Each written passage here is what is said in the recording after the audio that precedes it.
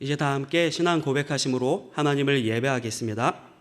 전능하사 천지를 만드신 하나님 아버지를 내가 믿사오며 그 외아들 우리 주 예수 그리스도를 믿사오니 성령으로 잉태하사 동정녀 마리아에게 나시고 본디오 빌라도에게 고난을 받으사 십자가에 못 박혀 죽으시고 장사한 지 사흘 만에 죽은 자 가운데서 다시 살아나시며 하늘에 오르사 전능하신 하나님 우편에 앉아 계시다가 저희로서 산자와 죽은 자를 심판하려 오시니라.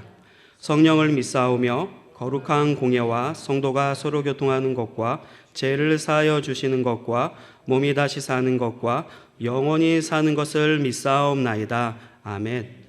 우리 다 함께 찬양하겠습니다.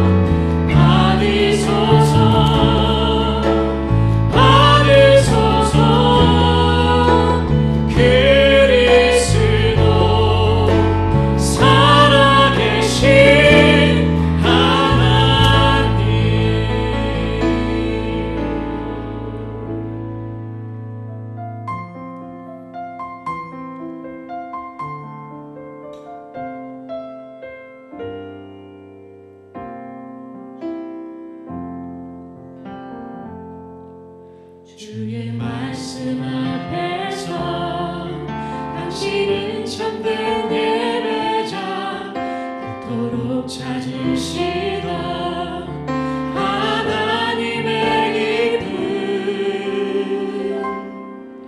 이 세상을 향한 거룩한 생명빛 되어 이 세상을 위한 구원의 소망 되어 영원한 하나님의 나라 함께 세워가리.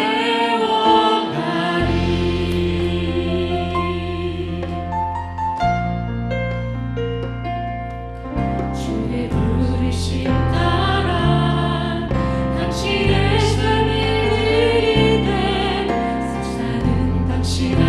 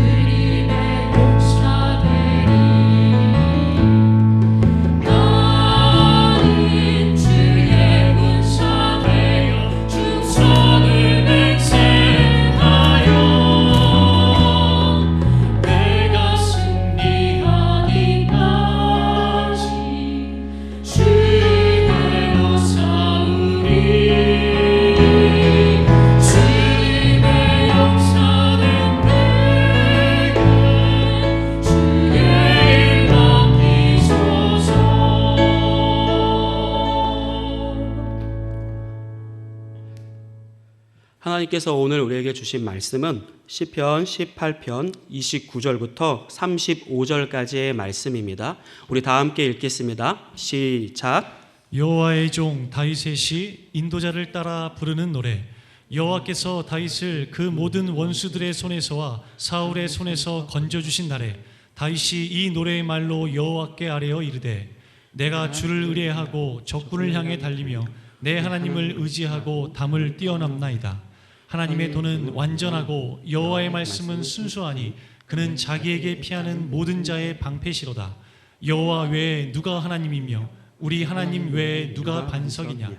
이 하나님이 힘으로 내게 띠띠우시며 내 길을 완전하게 하시며 나의 발을 암사슴 발같게 하시며 나를 나의 높은 곳에 세우시며 내 손을 가르쳐 싸우게 하시니 내 팔이 놋활을 당기도다. 또 주께서 주의 구원하는 방패를 내게 주시며 주의 오른손이 나를 붙들고 주의 온유함이 나를 크게 하셨나이다. 아멘. 하나님 아버지, 은혜를 감사합니다. 예배하는 자, 신령과 진리로 예배하는 자를 찾으신다 하였사오니 우리가 이 시대에 우리가 최선을 다하여 삶의 현장에서 아버지께 경배를 올려드립니다. 주님께서 각 가정에 우리들의 영혼 가운데 또한 일터와 삶의 현장 가운데 임재하여 주셔서 주님의 성령으로 충만하며 역전케 하시는 하나님을 만나는 예배 시간이 되게 하여 주옵소서. 하나님께서 우리와 함께 하시는 줄 믿사오며 예수님의 이름으로 기도합니다. 아멘.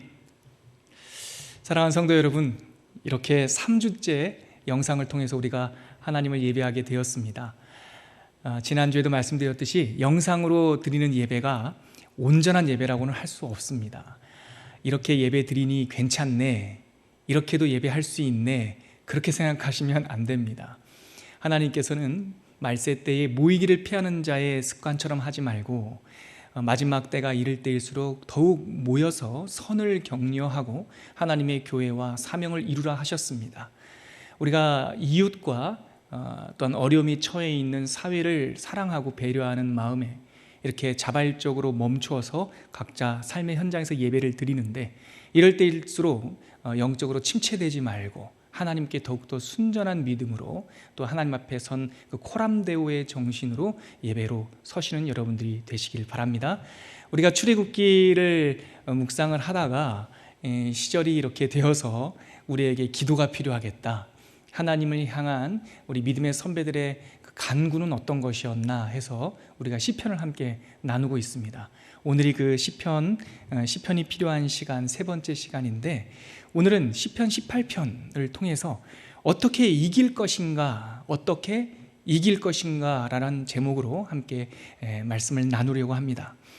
방금 우리 강도사님께서 읽어주신 우리 시 18편은 다윗의 기도입니다. 표제어를 보면 여호와께서 다윗을 그 모든 원수들의 손에서와 사울의 손에서 건져주신 날에 다윗이 하나님께 드린 찬양, 노래 이렇게 되어 있습니다. 그래서 많은 사람들은 이 시 18편을 다윗의 승전가라는 별명으로 부릅니다. 더불어 이 시는 다른 시들에 비해서 남다른 특징이 하나 있어요. 이스라엘 역사서에서 이 시를 불렀던 다윗의 1인칭의 목소리로 기록되어 있는 원본이 있다라고 하는 특징이 있습니다. 사무엘하 22장에 보면은 이 시가 거의 동일하게 담겨 있어요. 여러분들 우리 사무엘하 22장 구약성경인데 한번 찾아보시겠습니까? 구약성경 502쪽, 제 성경으로는 502쪽에 되어 있는데 502쪽 사무엘하 22장에 가면 1절과 2절을 보면 이런 내용이 담겨 있어요. 다윗의 승전가 이렇게 하고요. 여호와께서 다윗을 모든 원수의 손과 사울의 손에서 구원하신 그날에 다윗이 이 노래의 말씀으로 여호와께 아뢰어 이르되 여호와는 나의 반석이시오 나의 요새이시오 나를 위하여 나를 건지시는 자시오. 제가 지금 사무엘하 2장 1절과 2절만 읽었지만 이어지는 전체 내용이 시편 18편하고 동일합니다. 표제어로 되어 있는 시편에서는 표제어로 되어 있는 그 구절이 사무엘하 22장에서는 1절로 표시되어 있죠. 그런데 여러분들 성경책은 어떻습니까? 제 성경책을 보면 그 22장 1절 바로 앞에 BC 980년경 이렇게 되어 있습니다. 이 시는 주전 BC 980년경 다윗이 하나님께 찬양한 노래와 기도입니다. 그럼 980년이라는 뜻이 시점이 언제냐? 다윗이 BC 1005년경에 이 이스라엘의 왕이 돼요. 그러니까 980년경이라고 한다면 다윗이 왕이 되고 25년이 흐른 다음이에요. 40살의 왕이 되었기에 25년 동안 다스렸다 하면 다윗의 나이가 약 65세쯤 됐겠죠. 그러니까 다윗이 노년입니다.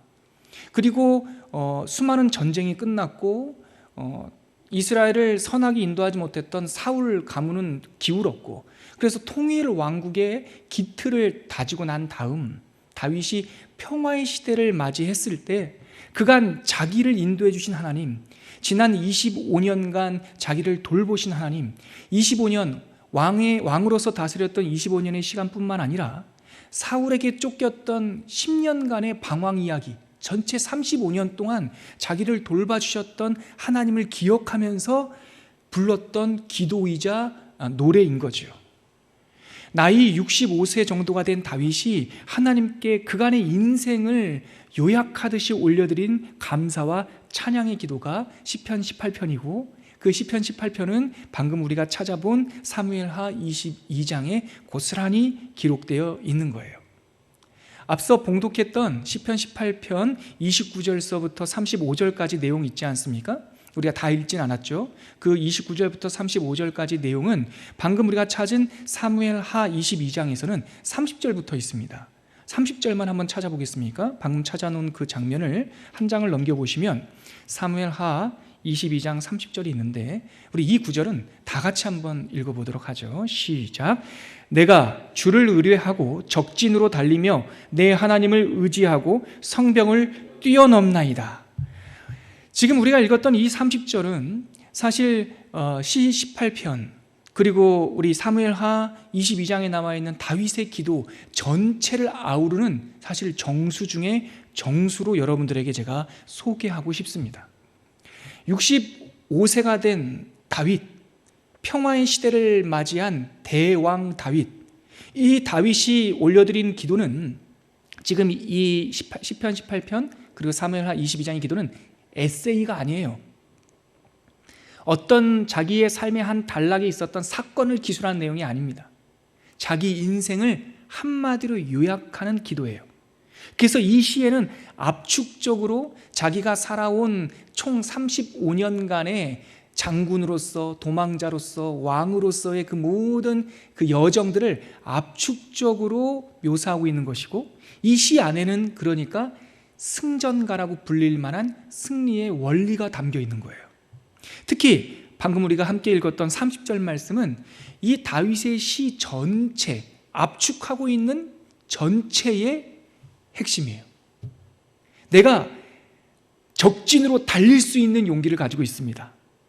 내가 성벽을 뛰어넘을 수 있는 능력을 받았습니다. 근데 내가 적진으로 달려갈 수 있는 이 담대함, 성벽을 훌쩍 넘을 수 있는 이 능력은 어디에서 오냐면 주님을 의뢰하는 것, 또한 주님을 의지하는 것, 여기에서 이 승리의 능력과 원리가 있습니다라고 이 시 전체에서, 특별히 30절에서 우리들에게 소개하고 있는 것이죠.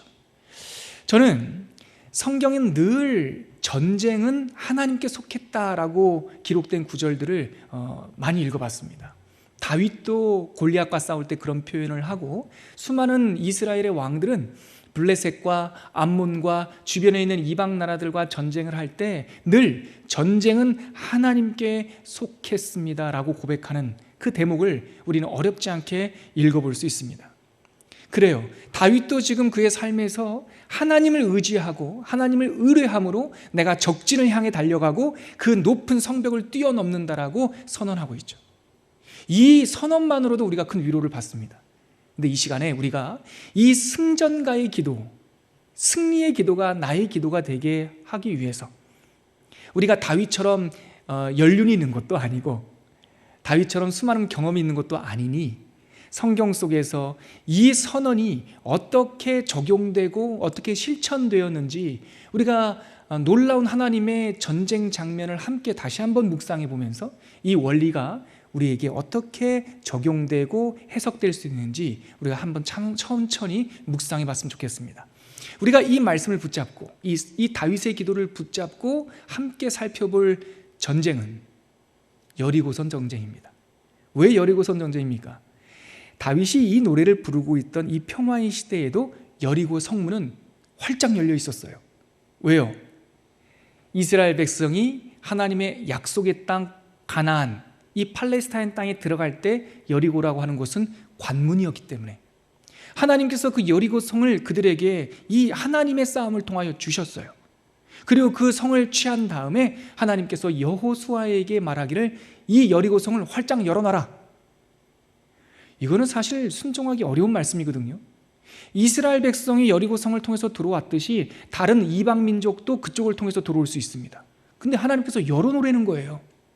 이거를 다시 쌓는다면 너희들이 하나님을 배반한 거기 때문에 저주를 받을 수 있을 거다라고 하는 다짐까지 주셨어요. 그러니까 다윗이 승전가를 부를 때도 이스라엘 사람들에게는 여리고성이 열려 있었어요. 왜 그렇습니까? 하나님께서 우리를 지키시고 하나님께서 이 땅을 주셨다라고 하는 기념비가 활짝 열린 여리고 성문이었어요. 그렇기 때문에 하나님께서 약속의 땅을 주셨던 첫 번째 전쟁, 하나님께서 전쟁의 전면에 나타나는 이 언약의 땅을 성취하는 첫 번째 전쟁은 여리고성 전쟁이었어요. 우리가 이 여리고성 전쟁을 함께 살펴볼 때 다윗이 지금 시편 18편에서 고백했던 내가 여호와를 의뢰하여 적진으로 향해 달려가고 내가 여호와를 의지하여 성벽을 뛰어넘습니다라고 하는 이 승전가의 원리를 우리가 구체적으로 깨달을 수 있다라고 저는 믿습니다. 그럼 우리 여리고성 전쟁으로 한번 가볼까요? 여호수아 6장입니다. 여호수아 6장으로 한번 가보시죠.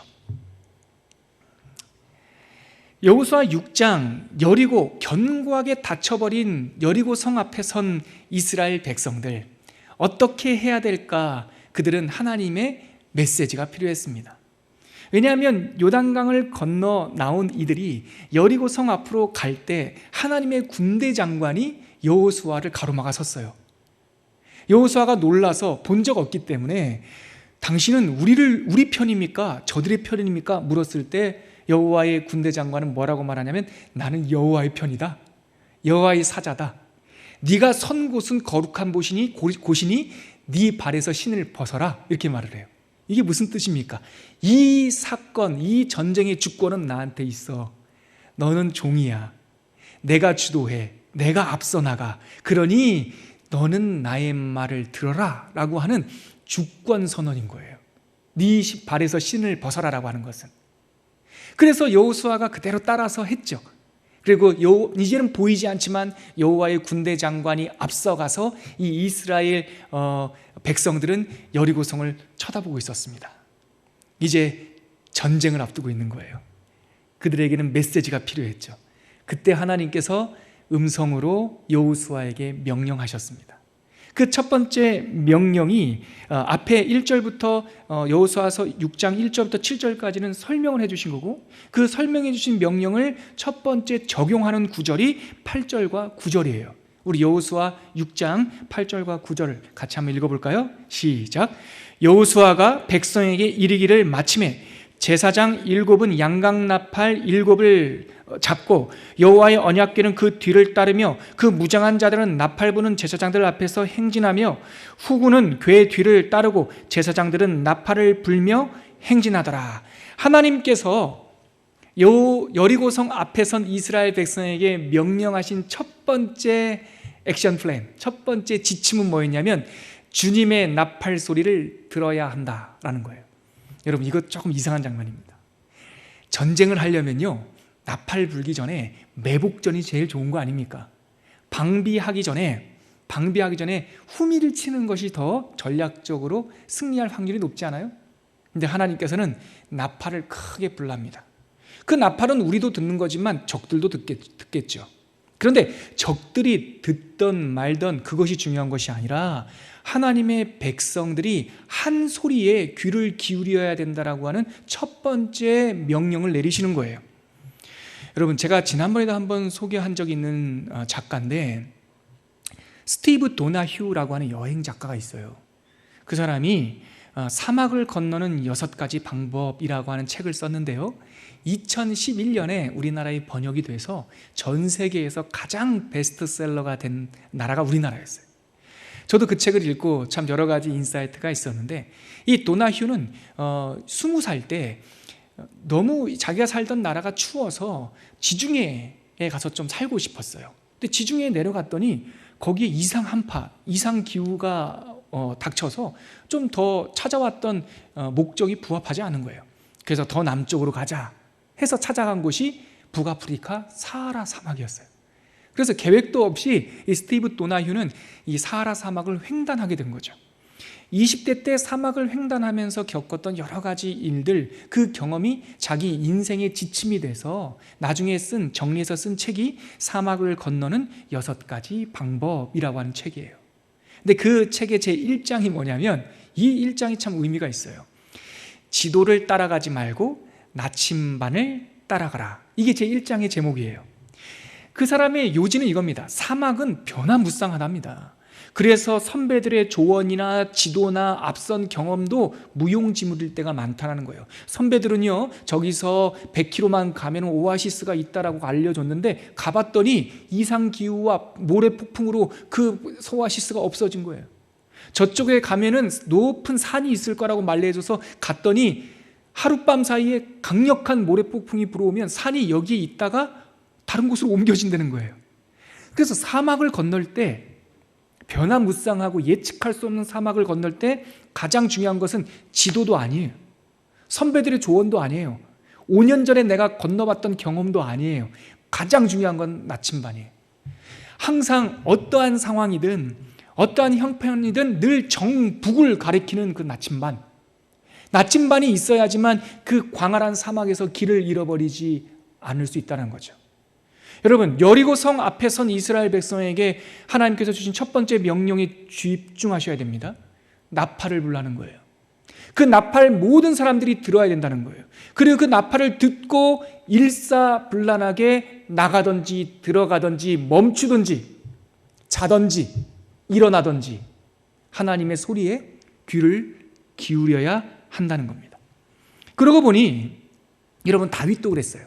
시 18편을 쓴 다윗도 늘 그는 여호와께 묻는 사람이었어요. 질문하는 사람이었어요. 처음에는 안 그랬습니다. 다윗이 왕이 되기 전에 10년간 그 방랑 생활이 어떻게 시작됐습니까? 느닷없이 시작됐어요. 다윗은 사울왕의 사위였고 장군이었고 또한 궁 안에서 찬양, 악기를 연주하는 자였는데 어느 날 갑자기 정신을 잃은 사울이 창을 던진 거예요. 다윗의 입장에서는 성경은 그 앞뒤 상황도 설명해주고 있지만 다윗의 입장에서 한번 생각해 보세요. 어느 날 찬양하다가 갑자기 창이 날라와서 실수했나 하고 왕의 눈, 우리 장인어른의 눈을 봤더니 눈빛이 이상하고 죽이겠다고 그러는 거예요. 그래서 그의 친구이자 또 부인의 오빠였던 요나단과 이 상황이 이상하니까 정말 당신의 아버지가 나를 죽이려고 하는지 확인해 달라고까지 부탁하지 않습니까? 느닷없이 닥쳐서 느닷없이 광야로 도망한 게 다윗의 방황의 시작이에요. 도망 생활의 시작이라고요. 아무것도 가지고 나오지 못했죠. 칼 하나 없었고 먹을 것 도시락 하나 없었습니다. 그래서 그는 광야에서 정말 아무도 내 목소리를 들어주지 않고 답답한 시간을 보냈습니다. 사울은 더 정신을 잃어갔고 사울은 더 포악해져 갔죠.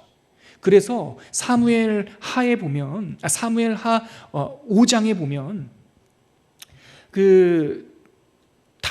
사울이 이 높당에 있는 제사장들을 다 죽이는 장면이 나와요. 사무엘 하 5장이라고 그랬죠? 아닙니다. 사무엘상 21장에 보면 이 다윗을 쫓아가던 사울이 도액이라고 하는 에돔 사람의 이 고자질이라고 했나요? 이 잘못된 정보를 듣고 노베에 있는 제사장들을 다 죽여요. 그때 그 사울의 칼을 피해서 아히멜렉이라고 하는 제사장의 아들 아비아달이 다윗한테 도망와요. 도망을 오면서 그 에봇을 가지고 왔어요. 에봇이라는 게 뭡니까? 아비아달이 다윗에게 도망오면서 갖고 온 에봇은 제사장이 이 제사장 복 위에다가 입는 조끼인데, 이 에봇 위에는 흉패가 있어요. 흉패 안에는 우림과 둠밈이라는 판결돌이 있어요. 그래서 이 에봇 위에 있는 흉패를 여호와의 흉패, 다른 말로는 판결 흉패라고 불러요. 그래서 무엇을 해야 되는지 말아야 되는지 물을 때 이 에봇 위에 있는 판결 흉패를 통해서 여호와의 뜻을 물어요. 자, 처음에 도망자 신사가 됐던 다윗은 하나님의 뜻을 분별하기 어려웠을 거예요. 근데 그에게 아비아달이 찾아온 이후에는 21장에 찾아왔거든요. 22장부터는 늘 다윗은 여호와께 여쭈어 이르되, 여호와께 묻되, 여호와께 아뢰되, 늘 어떤 일을 할 때마다 하나님께 묻고 하나님의 음성을 구했어요. 가장 대표적인 것이 사무엘하 5장 19절에 보면 다윗이 블레셋 사람들을 치러 올라갈 때, 이걸 우리가 잘 알고 혹시 들어보셨습니까? 바알 브라심 전투, 블레셋을 치러 올라가는 장면이에요. 바알 브라심 전투로 알려진 그 장면이에요. 그럴 때 다윗은 자기의 계획과 전략, 지도, 이게 중요하지 않고 하나님의 음성을 구해요. 그래서 사무엘하 5장 19절에 보면 이런 구절이 있어요. 다윗이 여호와께 여쭈어 이르되, 내가 블레셋 사람에게로 올라가리이까? 여호와께서 그들을 내 손에 넘기시겠나이까? 이렇게 물어요. 그랬더니 여호와께서 다윗에게 말씀하시되, 올라가라, 내가 반드시 블레셋 사람을 내 손에 넘기리라 하시니라. 다윗은 지금 하나님 앞에 자기가 올라갈지 말지, 싸울지 말지 묻고 있는 거예요. 그 묻고 있는 그 다윗에게 하나님께서 말씀을 주신 거예요. 여러분, 소리가 필요합니다. 전쟁에 나갈 때, 큰 위기를 만났을 때 가장 시급한 문제는 내 계획, 내 전략, 내 군사, 내 무기가 아니라 하나님의 나팔 소리가 필요합니다. 하나님의 나팔 소리 음성을 들은 이후에야 우리가 그 음성을 쫓아 나갈 수가 있는 거예요. 삶의 전선에서 우리는 무슨 소리를 듣고 삽니까? 사랑하는 성도 여러분, 도대체 우리에게 귀에 들려오는 소리는 뭡니까? 저희는 들려오는 소리가 없는데요? 아니더라고요. 제가 여러 사람들을 만나보니까 모든 사람들은 소리를 듣고 삽니다. 진공 상태에 있는 사람 아무도 없습니다. 제가 목회를 하면서 낙심하고 시험에 든 성도들을 자주 만나요. 어제도 6팀을 만났고 제가 틈틈이 만나요. 근데 이 낙심하고 시험에 든 사람들의 공통적인 특징이 있어요. 그들은 항상 뭔가를 듣고 살아요. 외부에서 들려오던 소리든 아니면 내면에서 들려오는 소리든 그에게는 늘 자기를 향한 소리들이 있어요. 제가 예전에 극단적인 우울증으로 극단적인 선택을 했다가 가족들의 도움으로 그 우울증도 극복하고 생명도 연장할 수 있었던 한 자매와 만나서 이야기할 기회가 있었는데, 그 자매가 얘기를 하더라고요. 목사님, 자기가 사업에 실패하고 큰 우울증에 빠졌을 때 자기 속에서 뭔가가 자꾸 얘기하더래요. 무슨 얘기가 들려옵니까? 너는 실패자야. 너는 끝났어. 너를 좋아하는 사람 아무도 없어. 너는 다시 할 수 없어. 불과 얼마 전까지만 하더라도 촉망받던 사람이었는데 한번 실패하고 나니까 이 속에서 온갖 자기 자신을 비난하는 소리들, 안 좋은 소리들이 들려오더라는 거예요. 그 소리를 따라서 걸어간 길이 극단적인 선택이었다는 거예요. 다시 살아났습니다. 다시 예수 그리스도의 복음과 하나님의 음성으로 회복되어 지금 잘 살고 계세요. 여러분, 세상 모든 사람들이 무언가에 귀를 기울이고 살아요. 그런데 그 사람들의 특징은 뭐냐면 하나님의 소리는 없어요. 우리가 어떤 상황에 있더라도 하나님의 소리를 들으려고 귀를 기울이면 희망이 있습니다. 하나님의 소리가 들려오면 이 문제를, 이 여리고성을 훌쩍 뛰어넘을 수 있고 사자의 입 같은 두려움으로 으르렁대는 적진 한가운데로 달려갈 수가 있습니다. 하나님의 나팔 소리가 우리들한테 필요한 것이죠. 여러분, 분명한 하나님의 소리를 들어야 됩니다. 하나님의 소리가 없으면 싸울 수도 없고 이길 수도 없어요. 여러분, 열왕기하 19장 잘 아는 장면이죠. 엘리야 이야기입니다. 엘리야가 그 척박한 아합의 시대에 갈멜산에서 850대 1 이방 이 사이비 이단들하고 싸워서 이겼어요. 그런데 18장에서 이겼는데 왜 19장에서 바로 영적으로 침체됩니까? 자기가 이 이방 이 사이비 이단들 다 몰아내면 평화가 올 줄 알았어요. 신천지 없어지면 평화가 올 줄 알죠. 통일교 없어지면 평화가 올 줄 알죠. 아니요, 그 문제가 아니에요. 바알 숭배자들, 아세라 숭배자들 850대 1로 이겼는데 이세벨이 또 도전을 하니까 이 큰 선지자 엘리야가 낙심했어요. 우울증에 빠졌어요. 그래서 호렙산으로 가서 차라리 죽여달라고, 자살하고 싶다고 동굴에 들어가서 이렇게 혼자 있는 거죠. 그때 엘리야를 일으킨 하나님의 방식, 하나님의 능력이 뭡니까? 큰 바람 아닙니다. 우리에게는 무브먼트가 필요한 게 아니에요. 이 시대는 바람이 필요한 게 아닙니다. 지진도 아니었어요.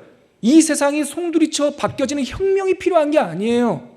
뛰들고 나가서 혁명해서 나라가 바뀐다고요? 아니에요. 불도 아닙니다. 불을 받은 위대한 영웅이 필요한 시대가 아니에요. 엘리야를 일으킨 것은 바람도 지진도 불도 아니고 히브리 성경을 보면 콜 데마마 따카, 세미한 주님의 음성. 바람과 불과 지진 가운데서도 하나님이 계시지 않았는데 엘리야가 세밀한 주님의 음성을 듣고 그가 힘을 내어 일어났고 우울증을 떨쳐버리고 전 세계를 향한 하나님의 계획을 알게 되고 이스라엘을 향한 하나님의 뜻을 알게 되고 내려가서 엘리사를 세우고 또한 그 당시에 아람의 왕을 세우고 이스라엘의 왕을 세우는 하나님의 계획의 한 자락을 담당하더란 말이죠. 이 시대를 사는 우리들에게 무엇이 필요합니까? 지도요? 영웅? 무기? 아니요. 하나님의 나팔 소리가 필요한 겁니다. 하나님께서 우리에게 그러한 소리를 들으라고 명령하고 있습니다. 전쟁에 나가기 전에 가장 중요한 우선적인 것은 하나님의 나팔 소리를 듣는 것. 나팔 소리가 없으면 낙심합니다. 시편 73편에 보면 시인이 내가 실족할 뻔했다라고 얘기해요. 제가 시편 73편 한번 찾아볼게요. 시편 73편에 보면 막 그 마음이 속이 상했던 한 인물이 나오는데 제가 읽어드릴게요. 1절과 2절, 3절까지 읽겠습니다. 하나님이 참으로 이스라엘 중 마음이 정결한 자에게 선을 행하시나 나는 거의 넘어질 뻔하였고 나의 걸음이 미끄러질 뻔하였으니, 자기가 실족할 뻔했다는 거예요. 거의 삶을 포기할 뻔했다는 거예요. 왜요? 3절에 보니까 이는 내가 악인의 형통함을 보고 오만한 자를 질투하였습니다. 이 나쁜 자들이 잘 되는 걸 보면서 이 실족할 뻔했다는 거예요. 그리고 이 사람이 더 실족할 뻔했던 이유가 4절 이후로 나오는데 특별히 8절과 9절, 시 73편 8절과 9절 우리 모니터를 보시면서 같이 한번 읽어보시죠. 이건 중요한 구절입니다. 같이 읽을게요. 시작. 그들은 능욕하며 악하게 말하며 높은 데서 거만하게 말하며 그들의 입은 하늘에 두고 그들의 혀는 땅에 두루 다니도다. 시 73편을 쓴 이 아삽의 시, 이 시인은 왜 실족할 뻔했습니까? 악인들의 형통을 보고, 그리고 무엇을 들었습니까? 능욕하는 말, 악하게 말하는 말, 높은 데서 거만하게 말하는 말, 그들의 입은 하늘에 두고 그들의 혀는 땅에 막 두루 다니는 이 세상의 시끄러운 말들을 듣다가 실족할 뻔한 거예요. 여러분, 하나님의 나팔 소리를 들으셔야 돼요. 세상에 떠드는 소리, 세상에 무례한 소리, 함부로 말하는 소리, 막말하는 소리. 저는 정치인들이 좀 막말 좀 안 했으면 좋겠어요. 능력은 둘째치고. 이 막말, 이것 때문에 실족할 뻔했다는 거죠. 근데 그게 없다고 되는 것이 아니라 이러한 세상의 시끄러운 소리를 돌파할 수 있는 힘은 하나님의 메시지, 하나님의 나팔 소리, 하나님의 음성임을 믿으시길 바랍니다. 그래서 시 119편 105절은 뭐라고 말합니까? 주님의 말씀은 내 발의 등이요 내 길의 빛이니이다. 아멘이시죠? 또 이사야 40장 8절에는 뭐라고 말합니까? 푸른 마르고 꽃은 시드나 우리 하나님의 말씀은 영원히 서리라. 세상 사람들의 소리는 다 바람에 나는 겨와 같습니다. 우리한테의 승리의 관건은 하나님의 나팔 소리가 들려오느냐, 내가 하나님의 음성을 들었느냐, 우리에게 말씀이 있느냐, 이 음성이, 이 메시지가 승리의 첫걸음입니다. 자, 여리고성 전투에서 우리에게 알려주는 두 번째 원리가 있습니다. 이어지는, 우리 본문으로 다시 가보시면요, 여호수아 6장으로 가보시면 이어지는 10절서부터 14절까지가 그 내용이 담겨 있습니다. 같이 한번 10절부터 14절까지 읽어볼까요? 시작. 여호수아가 백성에게 명령하여 이르되 너희는 외치지 말며 너희 음성을 들리게 하지 말며 너희 입에서 아무 말도 내지 말라. 그리하다가 내가 너희에게 명령하여 외치라 하는 날에 외칠지니라 하고 여호와의 궤가 그 성을 한번 돌게 하고 그들이 진영으로 들어와서 진영에 자니라.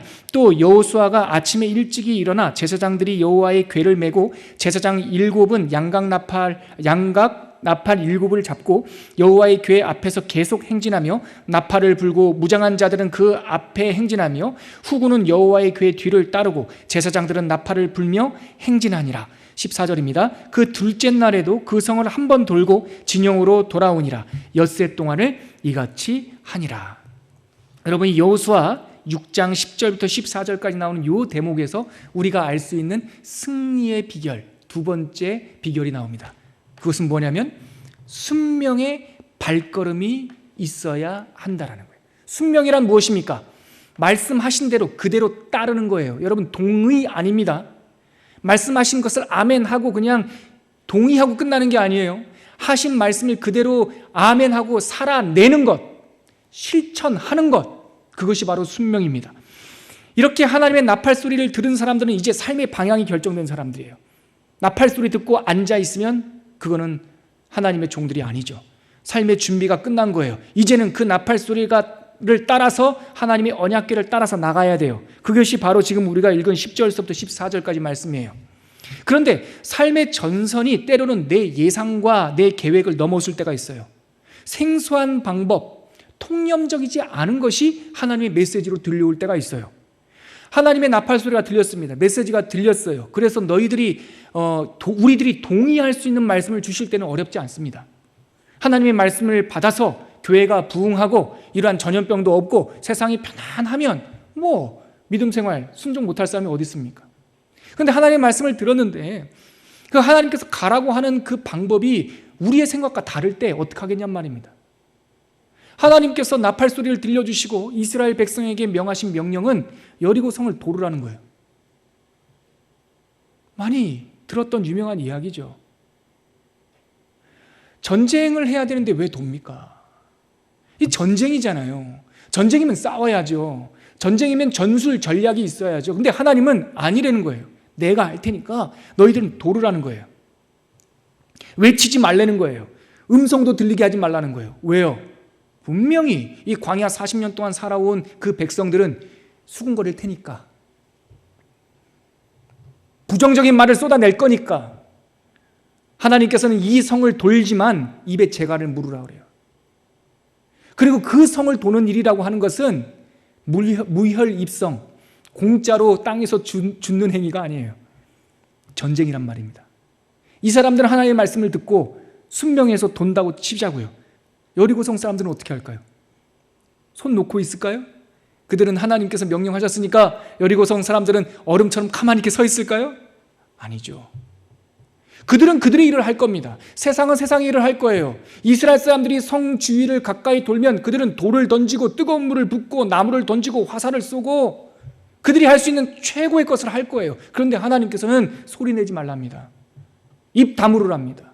그리고 도르라고 말씀하십니다. 다시 한번 말씀드리지만 여리고성 전쟁은 무혈입성이 아니었어요. 여호수아서를 마무리하면서 모든 땅을 점령하고 나서 여호수아가 고별 설교를 할 때 이 장면을 묘사하고 있어요. 그것이 바로 여호수아 24장 11절에 있는데요. 제가 그 장면, 이날 여리고성 앞에서 무슨 일이 있었는지 여호수아의 증언을 한번 들어보시죠. 여호수아 24장 11절입니다. 제가 읽어드릴게요. 너희가 요단을 건너 여리고에 이른즉, 여리고에 도착했네요. 여리고 주민들 곧 아모리 족속과 브리스 족속과 가나안 족속과 헷 족속과 기르가스 족속과 히위 족속과 여부스 족속이 너희와 뭐하기로? 싸우기로 내가 그들을 너희 손에 넘겨 주었으며. 여러분, 장군 여호수아가 기억하는 여리고성 전쟁의 형편은 그 여리고성 안에 가나안 7족속이 다 모여 있었다는 거예요. 물론 그 성이 그 인구가 다 들어갈 정도는 아니지만 가나안 족속, 아모리 족속, 브리스 족속, 헷 족속, 기르가스 족속, 히위 족속, 여부스 족속 7족속의 연합군이 그 속에 있었어요. 그리고 그들은 가만히 있지 않고 이스라엘 백성과 싸웠어요. 근데 하나님의 말씀은 뭐예요? 소리 내지 말고 돌으라는 거예요. 싸우지 말라고 그래요. 올라가고 싶어 해요. 올라가고 싶어 하는 사람도 있어요. 그러나 올라가지 말라고 그래요. 그냥 돌라고 그래요. 이 순간입니다. 하나님의 이 전략은 굉장히 위험한 거예요. 소위 좀 안다는 사람들의 입장에서는 미련한 전략이에요. 피해가 클 수 있습니다. 왜 있습니까? 왜 피해가 큽니까? 그들은 공격했을 테니까. 하지만 하나님께서는 그 공격에 맞받아치지 말고 피해를 받더라도, 애매하더라도, 억울하더라도 그 사명의 길을 입에 재갈을 물고 걸어가라고 말씀하고 계십니다. 이것이 승리의 두 번째 스텝입니다. 여러분, 이 장면은 우리에게 많은 것을 암시합니다. 종종 우리는 그리고 인류의 역사에는 이렇게 이해할 수 없는 위기와 대적 앞에 설 때가 있어요. 이해할 수 없게 얻어맞아야 될 때가 있어요. 이해할 수 없도록 가서 싸우고 싶지만 싸우지 말아야 될 때가 있어요. 많은 경우 이런 위기는 신앙의 위기로 발전해요. 그래서 한 번 맞으면 또 돌에 피가 나면 입을 열어서 우리 하나님 틀린 거 아니야? 우리 교회 틀린 거 아니야? 기독교 신앙 틀린 거 아니야? 이렇게 말을 하기 시작해요. 그러나 그 순간 왕의 나팔을 소리를 들은 사람들, 참 신앙인들은 세상과 달라야 돼요. 전쟁이나 경제 공황이나 전염병과 같은 예고와 인격이 없이 느닷없이 닥쳐오는 위기 앞에서 참 그리스도인들은 달라야 돼요. 왕의 나팔 소리를 들은 사람들은 이 상황에서 달라야 된다고요. 제가 몇 주 전 저녁 예배 때 여러분들에게 소개했던 그 워싱턴 대학교 사회학과 교수 로드니 스타크라는 사람이 있습니다. 이 사람 넌 크리스천이에요. 그 사람이 자기의 연구를 통해서 기독교의 발흥이라고 하는 책을 썼습니다. 불신자의 관점에서 어떻게 기독교가 여리고성과 같은 로마 제국을 성취할 수 있었는지, 어떻게 로마 제국을 바꿀 수 있었는지, 그들의 전략과 그들의 무기는 무엇인지 소개하는 책이에요. 근데 그 기독교의 발흥 제4장의 제목이 역병, 네트워크, 개종이에요. 제가 그 내용을 여러분들에게 한번 소개하고 싶습니다. 그래서 여리고 성을 돈다라는 것이 무엇인지, 여리고 전략이라고 하는 것이 무혈입성이 아니라 어떻게 우리가 그 승리의 발걸음 안으로 순명의 결단을 내릴 수 있는지 이 책 안에 불신자의 관점에서 소개하고 있어요. 이 책의 제4장은 이렇게 시작합니다. 165년 마르쿠스 아울렐리우스 황제 통치기에 가공할 역병이 로마 제국 전역을 강타했다. 역병이 돌던 15년 동안 제국 인구의 4분의 1에서 3분의 1이 역병으로 사망했고 황제 마르쿠스 아울렐리우스도 180년 비엔나에서 역병으로 사망했다. 그 후 251년에 동일한 파괴력을 가진 역병이 다시금 제국을 휩쓸었고 이번에는 농촌도 도시만큼이나 큰 타격을 입었다. 재앙이 닥쳤을 때 기독교인은 더 훌륭하게 대처했고 그 결과는 월등히 높은 생존율이었다. 뭐가 달랐을까요? 그럼 이 역병 앞에서, 재난 앞에서 그리스도인들은 무엇이 달랐을까요? 그는 이렇게 소개합니다. 재앙으로 다른 모든 사람들이 의문과 혼란에 빠졌을 때 기독교는 그 재앙을 설명할 수 있었고 그들에게 위로를 선사할 수 있었다. 더 중요한 점은 기독교 교리가 행동을 위한 처방을 제공했다는 것이다. 즉 기독교인의 방식이 효과가 있어 보였다는 것이다. 두 번째 큰 역병이 절정에 다다랐던 260년경 키프리안의 목사 디오니시우스는 이런 목회 서신을 그의 성도들이 있는 알렉산드리아 교인들에게 목회 서신을 보냈다 하면서 목회 서신을 소개하고 있어요. 제가 디오니시우스의 목회 서신, 이 책에 나오는 목회 서신을 읽어드릴게요. 우리 기독교인 형제들은 대부분 무한한 사랑과 충성심을 보여주었으며 한시도 몸을 사리지 않고 상대방을 배려하는 데 온 힘을 쏟았습니다. 그들은 위험을 무릅쓰고 아픈 자를 도맡아 그리스도 안에서 모든 필요를 공급하고 섬겼습니다. 그리고 병자들과 함께 평안과 기쁨 속에서 생을 마감했습니다. 그들은 환자들로부터 병이 옮자 그 아픔을 자신에게로 끌어와 기꺼이 고통을 감내했습니다. 많은 이들이 다른 이를 간호하고 치유하다가 사망을 자신에게로 옮겨와 대신 죽음을 맞았습니다. 우리 형제들 가운데 가장 뛰어난 사람들이 이런 식으로 목숨을 잃었습니다. 그 중에는 크게 칭찬받는 장로와 집사와 평신도들이 있었고, 큰 경건과 강건한 믿음의 결실인 이런 죽음은 여러모로 순교와 다를 바가 없습니다. 그리고 이 편지에는 이런 내용도 담겨 있었습니다. 이교도는 정반대로 행동했습니다. 이교도들은 질병이 처음 발생하자 아픈 자들을 내쫓았고 가장 가까운 자부터 도망쳤으며 병자가 죽기도 전에 거리에 내다버렸고 매장하지 않은 시신을 흙처럼 취급했습니다. 그들은 이렇게 함으로써 치명적인 질병의 확산과 전염을 피하고자 했으나 곧 아무리 몸부림쳐도 도망치기 어려움을 깨달았습니다. 이게 한 편지에 있는 거예요. 이런 내용들이 달랐던 거죠. 여러분, 저는 지금 여러분들에게 당시의 역병을 얘기하고 싶은 게 아닙니다. 당시 이교도들이 무슨 행동을 했는지 탓하고자 하는 것이 아니에요. 제가 지금 이 책, 불신자가 소개하는 이 기독교의 역사를 소개하는 까닭은 당시 우리의 믿음의 선배들, 우리의 뿌리와 하나님의 교회가 받은 이 명령, 하나님의 나팔소리, 삶의 방식에 대해서 말하고 있는 겁니다. 여러분, 참 그리스도인들은 다 도망갈 때 도망가지 않습니다. 모두 사재기하고 매점맥석해서 부당한 이익을 취할 때 그리스도인들은 사재기하지 않습니다. 누구는 말합니다. 목사님, 그러다가 우리도 피해를 입을 수 있어요. 보다 예민한 사람은 이렇게도 말할 수 있습니다. 목사님, 그러다가 우리도 죽습니다. 과연 죽습니까? 그렇다고 또 죽는다 한들 끝이겠습니까? 요즘 뉴스에는 전염병이 빠른 간염병 소식이 들립니다. 안타까운 소식입니다. 더불어 우리나라에서는 동시에 사이비 이단 신천지의 본 모습이 적나라하게 드러나고 있습니다. 그런데 우리는 자문해야 됩니다. 전염병과 사이비들에 대한 질문이 아니라 내 자신에 대한 질문을 던져야 합니다. 우리는 신천지와 무엇이 다릅니까? 우리는 사재기하고 폭리를 취하는 세상 사람들과 무엇이 다릅니까? 어쩌면 우리 안에 수근수근거리고 비난하고 험담하고 무례하고 막말하는 다른 영적 전염병이 있지 않나? 우리와 신천지가 전혀 다르지 않았기 때문에 수많은 젊은이들이 신천지의 젊은이들을 빼앗긴 건 아닌가? 때로는 사람들의 입에서 회자되는 말과 뉴스들이 다 틀린 것이 아닙니다. 맞아요. 그들의 진단이 틀린 게 아니에요. 병이 걸리면 아픕니다. 이별하면 슬프죠. 전염병은 위기가 맞습니다. 그러나 그게 다가 아닙니다. 누구도 상대방이 겪고 있는 고통에 대해서 평가하거나 해설할 수 없기 때문에 조심스럽게, 부족하지만 제 얘기를 하나 드릴까 하는데, 다음 달이면 제가 결혼한 지 17년이 됩니다. 딸아이가 하나 있는데 결혼에 비해서 제 딸아이가 어리다 보니까 많은 사람들이 제가 늦둥이를 얻은 줄 알고 있습니다.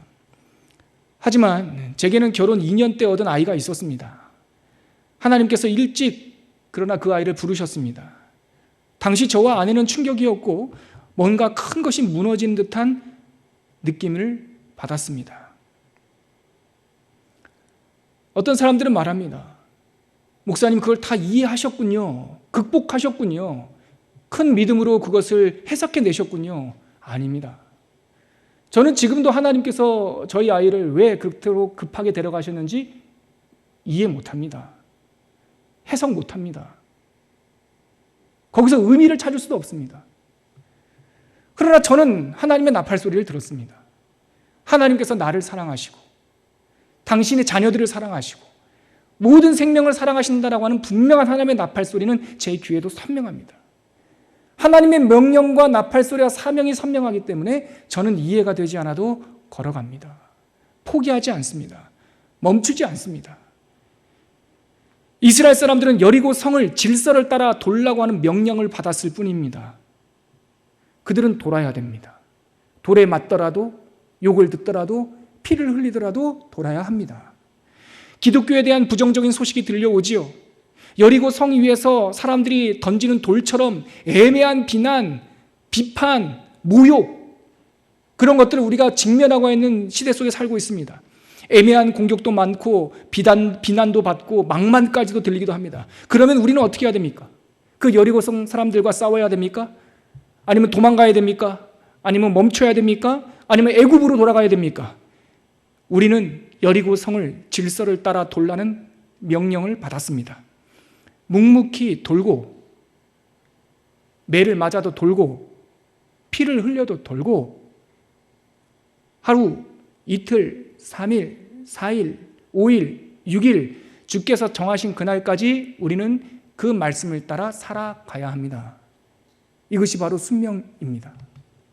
순명이란 내가 동의하면 하고 동의하지 않으면 안 하는 것이 아닙니다. 내가 이해하면 가고 이해하지 않으면 안 가는 것이 아닙니다. 순명이란 하나님을 믿기에 이해를 해도 이해를 못해도 어려움이 있어도 어려움이 없어도 우리는 그 명령을 따라 질서를 쫓아 말씀을 뒤에 나팔 소리를 듣고 걸어야 됩니다. 그러고 보니 오늘 우리가 읽었던 시편 18편 승전가를 부른 다윗도 그랬습니다. 우리 18편의 표제어가 뭐였습니까? 다윗을 원수들과 사울의 손에서 건져냈을 때 이 승전가를 불렀다고 합니다. 근데 여러분 기억해 보십시오. 다윗은 사울과 전쟁한 적이 없습니다. 생각해 보십시오. 사울은 다윗을 죽이려고 수많은 도전들을 했지만 결코 다윗은 사울과 싸운 적이 없습니다. 사울이 전사하고 그의 아들 이스보셋이 왕이 되었을 때 이 다윗은 이미 유다 지파의 왕이었음에도 불구하고 7년 동안 북왕국 이스보셋 사울의 아들과 싸우지 않았습니다. 동족 전쟁을 일으키지 않았습니다. 그저 다윗은 묵묵히 자기가 맡은 사명의 시간을 살았을 뿐입니다. 때로는 모욕을 당하고 때로는 오해를 받고 때로는 여러 가지 막말도 듣지만 살아가셔야 됩니다. 그러면 하나님께서 피 흘림 없이 때가 참에 그 북쪽 나라와 남쪽 나라가 하나로 통일이 되는 하나님의 역사를 이루실 줄 믿습니다. 사랑하는 성도 여러분, 위기는 새로운 기회의 관문입니다. 여리고성 앞에서 우리는 순명의 발걸음을 견지하셔야 합니다. 하나님의 명령에 귀를 기울이시고 그 새로운 명령에 순명하십시오. 가짜뉴스, 떠도는 말들의 마음을 빼앗기면 큰일 납니다. 우리가 어떤 명령을 받았는지 사명이 분명한 참 그리스도인이 되시기를 축원합니다. 수군거림과 비반과 원망과 부정적인 말에 속지 마십시오. 입에 재갈을 물리고 순명하십시오. 우리 시대는 문제 전문가가 필요한 것이 아니라 순명하는 하나님의 사람들이 필요합니다. 입과 입으로 전염되는 낙심, 부정의 사람들과는 거리를 두십시오. 어느 시대나 신성을 모독하는 알렉산더와 후메네오와 같은 독한 혀들이 있기 마련입니다. 오늘 우리가 직면한 시대는 입에 재갈을 물고 하나님의 사랑의 세계명을 실천하는 순명의 사람들이 필요한 시대임을 저와 우리 모두가 명심하고 다짐해서 여리고성을 훌쩍 뛰어넘는 승리의 백성들이 되시기를 주의 이름으로 축복합니다. 세 번째, 끝으로 어떻게 우리는 이 상황을 이길 수 있습니까? 이어지는 15절과 16절에 이기게 하시는 하나님의 방법이 나와 있습니다. 우리 15절과 16절, 여호수아 6장 15절과 16절 한 목소리로 읽겠습니다. 시작. 일곱째 날 새벽에 그들이 일찍이 일어나서 전과 같은 방식으로 그 성을 7번 도니 그 성을 7번 돌기는 그날뿐이었더라. 7번째에 제사장들이 나팔을 불 때에 여호수아가 백성에게 이르되 외치라 여호와께서 너희에게 이 성을 주셨느니라. 여러분, 세 번째 우리가 알게 되는 승리의 비결은 사명의 기치를 끝까지 붙잡아야 한다는 겁니다. 여러분, 마지막 날은 반드시 옵니다. 7번째 날은 반드시 옵니다. 어릴 적 새벽 예배에 가면 권사님들이, 그때는 피아노 반주도 없던 시대였는데 저 개척교회 다녀서 권사님들이 무반주로 불렀던 찬양, 지금도 제 귓전에 서네요. 그 찬송, 요즘 바뀐 찬송가로는 찬송가 496장인데요. 이런 찬양 아실 거예요, 여러분. 새벽부터 우리 사랑함으로써 저녁까지 씨를 뿌려봅시다. 이 찬양 가사는요, 정말 기가 막힌 찬양이에요. 성경과 세계명의 원리가 고스란히 담겨 있어요. 근데 저는 나이가 들면서 제 마음을 이렇게 감동시키는 것은 1절도 그렇지만 3절이에요. 새 씨를 뿌릴 때에 나지 아니할까 염려하며 심히 애탈지라도, 랩은 아니고 이 멜로디가 있습니다. 이렇게 부르죠. 씨를 뿌릴 때에 나지 아니할까 염려하며 심히 애탈지라도 나중 예수께서 칭찬하시리니 기쁨으로 단을 거두리로다. 저는 진짜 아멘입니다. 씨를 뿌릴 때, 여리고성을 돌 때, 얻어맞고 피가 흘리고 애매한 말로 가슴에 상처를 입을 때 나지 아니할까? 언제 추수날이 있을까? 염려하고 애탈 수 있어요. 그러나 우리가 반드시 알아야 될 것은 7번째 날 반드시 온다는 겁니다. 거두리로다. 거두리로다. 기쁨으로 단을 거두리로다. 여리고성 앞에서 여리고성을 넘어서 그 담을 훌쩍 넘고 승리할 수 있는 비결, 여러분, 하나님의 사명의 기치를 끝까지 잡아야 됩니다. 하나님께서 말씀해 주셨습니다. 이 성을 너희에게 주었노라. 그 7번째 날은 7번 끝까지 충성해서 외쳐라. 이 성을 너희에게 주었느니라. 이 말씀을 외칠 때 그 성이 무너지는 거예요. 여러분, 잊어서는 안 됩니다. 우리가 이 인생을 살 때 생각보다 인생이 길어요. 어떤 분들은 짧다고도 말하지만 사실 길어요. 그런데 이 인생의 길을 갈 때 길을 잃어버리는 사람들 여러 명 봅니다. 처음에는 순전한 믿음을 가지고 시작했지만 중간에 길을 잃어버려요. 전염병이나 재난이 문제가 아니라 길을 잃어버리는 게 더 큰 문제예요. 우리가 왜 홍해를 건너왔는지, 왜 우리가 광야 학교 40년을 통과했는지, 우리가 어떻게 요단을 건넜는지 잊어서는 안 됩니다. 하물며 지난 6일 동안 온갖 수모와 비난과 박해 속에서 여리고성을 돌았는데 왜 돌았는지 모르고 사명을 잊어버리면 4일째에 멈출 수 있어요. 3일째에 멈추고 5일째에 멈추고 6일째에 멈추면 7일은 없는 거예요. 충성하십시오. 끝까지 충성하십시오. 맡은 자에게 구할 것은 충성이라고 했습니다. 재능, 능력 아니에요. 끝까지 가는 거예요. 끝까지 가서 맨 마지막에 주님께서 우리에게 주신 언약을 선포할 때 주님께서 때가 차면 거두게 하실 줄 믿습니다. 우리가 여기에 서 있는 이유가 바로 그겁니다. 바울도 애매한 고난을 받았죠. 특별히 바울을 제일 힘들게 했던 것은 저 사람이 무슨 사도야 라고 하는 공격이었습니다. 저 사람 박해하던 사람인데, 그리고 특별히 사도 바울이 개척했던 고린도 교회, 자기가 개척한 교회에서 성도들로부터 그런 비난을 받았어요. 사도 바울이 고린도 교회에게 외쳤던 말, 변명이 아니라 딱 한 단어를, 한 내용을 외쳤어요. 고린도전서 9장 17절인데요. 제가 읽어드릴게요. 자기를 도전하는 사람들 앞에서 사도 바울의 외침. 내가 내 자의로 이것을 행하면 상을 얻으려니와 내가 자의로 아니한다 할지라도 내가 내 마음대로 하지 않는다, 그 뜻입니다. 난 무엇으로 하느냐? 고전 9장 17절에 나는 사명을 받았노라. 이게 다윗의 외침이었습니다. 다윗이 여러 가지 오해와 도전 가운데서도 그 길을 전제와 같이, 부어져 드리는 전제와 같이 감당할 수 있었던 이유는 나는 사명을 받았노라. 이 하나님께서 주신 그 사명이 바울이 그 어렵고 힘든 선교 사역을 죽기까지 감당할 수 있었던 힘과 능력이었어요. 나는 사명을 받았노라. 사랑하는 초원교회 성도 여러분, 오늘 말씀을 다시 마음에 거둡시다. 어떻게 하면 여리고성을 적진을 향하여 달려가며 여리고성을 훌쩍 넘을 수 있는지, 하나님의 승리의 비결이 나의 능력이 되기를 소망합시다. 약속의 길목에 여리고성은 늘 있어요.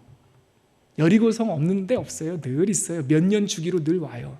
그럼 어떻게 이길 수 있습니까? 첫째, 주님의 나팔 소리를 들으셔야 합니다. 주님의 메시지를 들으셔야 됩니다. 어떻게 이길 수 있습니까? 순명의 발걸음을 내딛어야 됩니다. 포기하지 말고 주님께서 하라는 대로 하셔야 됩니다. 사랑하라 하셨으니 사랑하기로 결단하십시오. 초원교회는 무엇보다 사랑하는 교회여야 합니다. 사람들이 말이 주장하는 교회가 돼서는 안 됩니다. 하나님의 말씀이 주장하는 교회. 10명이 모이든 20명이 모이든 하나님이라면 어떻게 하셨을까라고 하나님이 왕되는 교회, 순명하는 교회가 되어야 됩니다. 어떻게 여리고성을 훌쩍 넘으며 이길 수 있겠습니까? 사명의 기치를 끝까지 굳게 잡으셔야 됩니다. 우리가 말씀을 거두면서 함께 기도하시죠. 오늘 다윗의 승전가 시편 18편을 묵상했습니다. 다 승리하는 열매가 한국교회와 초연교회에 있길 바랍니다. 어떻게 여리고성을 취하며 승리할 수 있습니까? 하나님의 음성을 들려주시옵소서. 순명의 제자들이 되게 하여 주시옵소서. 사명의 기치를 굳게 붙잡게 하여 주시옵소서. 이렇게 한번 기도하도록 하겠습니다. 하나님 아버지, 은혜를 감사합니다. 하나님께서 우리에게 주신 이 다윗의 승전가의 노래가 다윗 개인의 노래가 아니라 우리 모든 교회의 찬송과 기도가 될 줄 믿습니다. 두려워하지 않게 도와주시고 홍해를 가르시고 요단강을 건너게 하신 하나님, 이 여리고 성도 우리가 넉넉하게 이기고 넘어갈 수 있는 줄 믿사오니 우리에게 하나님의 메시지의 나팔 소리를 들려주시고 순명하게 하여 주시옵시고 사명의 기치를 굳게 붙잡는 하나님의 능력의 군사들, 믿음의 군사들 되게 하여 주시옵소서. 아버지 하나님, 다윗의 승전가가 우리의 노래가 되기를 원합니다. 내가 주를 의뢰하여 적진 한가운데로 달려가며 내 하나님을 의지하여 담을 뛰어넘는다라고 하는 이 선언이 우리 모든 성도들과 교회의 승리의 깃발이 되게 하여 주시옵소서. 그리하기 위하여 세상의 배드뉴스에 귀를 기울이기보다 하나님의 음성에 귀를 기울이는 사람들 되게 하여 주시고 하나님의 말씀을 따라 살아내는 순명하는 군사들이 되게 하여 주시고 사명의 기치 끝까지 붙잡고 이 성을, 이 땅을 우리에게 주셨다라고 하는 사명 붙잡고 선포하며 나가는 믿음의 백성들 되게 하여 주시옵소서. 예수님의 이름으로 기도합니다. 아멘. 오늘도 우리가 예배를 마무리하면서 주님께서 알려주신 기도로 우리 가정에서 또 일터에서 우리 함께 주기도문 하심으로 예배를 마무리하도록 하겠습니다. 같이 기도하겠습니다. 너희는 이렇게 기도하라. 하늘에 계신 우리 아버지여, 이름이 거룩히 여김을 받으시오며 나라가 임하시오며 뜻이 하늘에서 이루어진 것 같이 땅에서도 이루어지이다. 오늘날 우리에게 일용할 양식을 주시옵고 우리가 우리에게 죄 지은 자를 사하여 준 것 같이 우리 죄를 사하여 주시옵고 우리를 시험에 들게 하지 마시옵고 다만 악에서 구하시옵소서. 대개 나라와 권세와 영광이 아버지께 영원히 있사옵나이다. 아멘.